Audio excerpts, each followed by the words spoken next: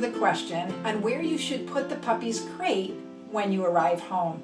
A lot of people think that they have to put it next to their bed because it's going to be comforting to the puppy for the first few nights.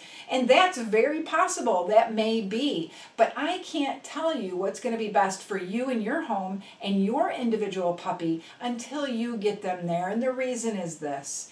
They're raised in our home from the minute they're born. They're comfortable there. It's the only place they've known. I am there at every birth, handling the puppies from the minute they're born, so they know me.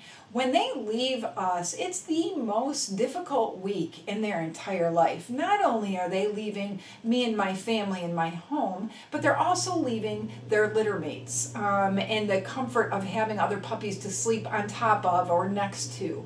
So transitioning them into the crate and the overnight training is a very difficult, stressful thing for the puppies. There are many puppies that if you put the crate right next to your bed, it's very comforting because they can sense you. They know you're there. They can hear you and smell you and see you. That makes them more restful and they'll sleep much better through the night because of that.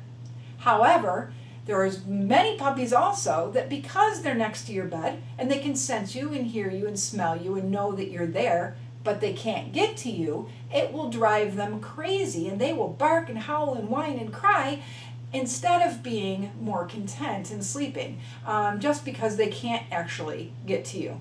There's no way for me to tell you how the puppy that you end up choosing is going to respond once they're away from us. So what we do is we just tell each person, your best bet is to think first of all, when this puppy is an adult dog, will it be allowed to be sleeping in the bedrooms?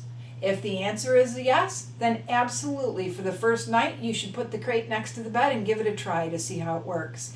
If the answer is no, and as an adult they won't be allowed to be sleeping in the bedrooms, then there's no sense in starting it now because that's just a bad habit that you would have to break later. So if the puppy is going to be allowed to sleep in the bedrooms and you do decide to go that way, and the first night the puppy goes to sleep next to you and it in the middle of the night starts whining and crying, you can put your hands down through the bars and let them know that you're still there, and if they settle right down again, that's great. You can continue that. But on the other hand, if you've got one of the other puppies that is not content and he's barking and whining and howling because he so passionately wants to get to you and it's not going to be a content builder for him to be there. Please also remember that it is vitally important that you end up having a very good night's sleep. Training puppies takes a lot of patience and a lot of consistency in training.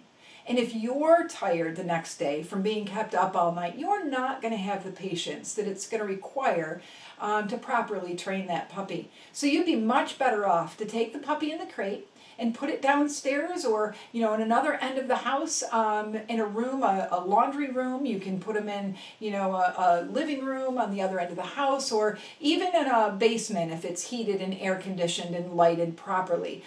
There's nothing that's going to harm the puppy if the puppy is in a room with a closed door so you don't hear it, so you can sleep, to let that puppy whine and cry for the first few nights. What it's going to teach the puppy is that whining and crying does not attract anybody to come release me from this cage, and that I'm not being abandoned.